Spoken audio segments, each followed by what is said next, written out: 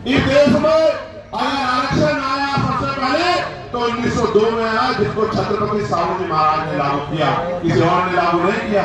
पूर्वी वंश के छत्रपति साहू जी महाराज ने लागू किया, उससे पहले तमाम न्याय के लोगों पर था अवसर, उन्होंने लागू नहीं। इस देश में अगर वोटिंग राइट मिला, इस देश के बहुसंख्यक लोगों को, ग्रामीण लोगों को वरिष्ठ मताधिकार मिला, सार्वभौमिक मताधिकार मिला, इसका श्रेय अगर किसी को जाता है तो वो बाबा साहब अम्बेडकर को जाता है।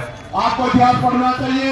1919 से पहले इस देश में बहुत कम % लोग वोट करते थे।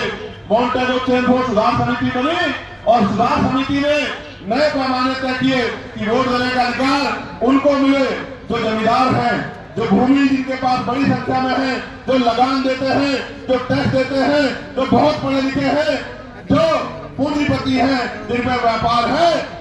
आप इतिहास उठा के देखो, जिन्होंने आंख ही या जिनको अपने अधिकार का पता ही संविधान के आने के बाद लगा है, उनकी संख्या कितनी रही होगी, आप इस बात को महसूस करेंगे। तो इसलिए मैं कह रहा हूं कि कुछ भी मांगने से नहीं मिला। भारत ऐसा देश है जहां बाबा साहब अम्बेडकर ने जिस राज्य में इकट्ठा हुए बहिष्कृत हिंदुस्तानी महासभा के बैनर तले ज्ञापन दिया। उस ज्ञापन के बाद साइमन कमीशन भारत आया और साइमन कमीशन जब भारत आया, उनकी रिपोर्टों के आधार पे गोलमेज कॉन्फ्रेंस हुई और तीनों गोलमेज कॉन्फ्रेंस के बाद बाबा साहब अम्बेडकर ने ये सुनिश्चित करवाया कि कमजोर वर्गों के लोगों को भी वोट का अधिकार मिलना चाहिए। तब इस देश में, और आपको जान के खुशी होगी कि न्यायप्रिय चरित्र जिसे कहते हैं कि भारत पहला ऐसा देश है कि संविधान के लागू होने के साथ देश की महिलाओं को और गरीब और अमीर तमाम तबकों के लोगों को वोटिंग राइट मिलने का काम हुआ।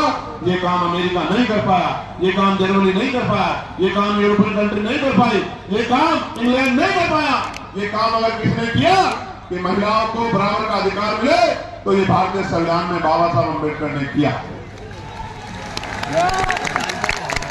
हिंदू कोड बिल पे इस्तीफा दिया जब महिलाओं को उनके अधिकार नहीं दिला पाए, पिछड़ों को उनके अधिकार नहीं दिला पाए। इसलिए हम तो लंबे समय से उपेक्षाओं से लड़ रहे हैं। मैं बात आपको क्यों बता रहा हूं, जब हम चारों तरफ देखते हैं तो राम सुवर्मा दिखाई देते हैं, संतराम जी प्रजापति दिखाई देते हैं, मान्यवर काशीराम साहब दिखाई देते हैं, मान्यवर दीन दयाल वाल्मीकि साहब दिखाई देते हैं। जब हम चारों तरफ देखते हैं संत गाड़गी जी महाराज दिखाई देते हैं, नारायण गुरु जी दिखाई देते हैं। जब हम चारों तरफ देखते हैं बाबू सुखदयाल चौरसिया दिखाई देते हैं, परमानंद लोधी जी दिखाई देते हैं, अवंतिकाबाई लोधी जी दिखाई देती है, जलकारी बाई दिखाई देती है, तमाम हमारे महापुरुष और वीरांगनाएं दिखाई देती है। ये सब कौन है? इन्होंने हमारी बस्ती में जन्म नहीं लिया, इन्होंने हमारे जिले में जन्म नहीं लिया, इन्होंने हमारे प्रदेश में जन्म नहीं लिया, मगर हम अपने माँ बाप से ज्यादा इनका सम्मान करते हैं और इनके सम्मान पे खून की बूंद बूंद लगा सकते हैं। उसका कारण क्या है आप जानिए।